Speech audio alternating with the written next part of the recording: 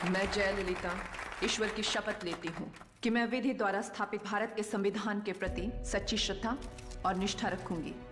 मैं भारत की प्रतिष्ठा और अखंडता को अक्षुण्ण रखूंगी। मैं तमिलनाडु के राज्य के मुख्यमंत्री के रूप में अपने कर्तव्य को श्रद्धापूर्वक और शुद्ध अंतःकरण से निर्वहन करूंगी और विधि के अनुसार न्याय करूंगी।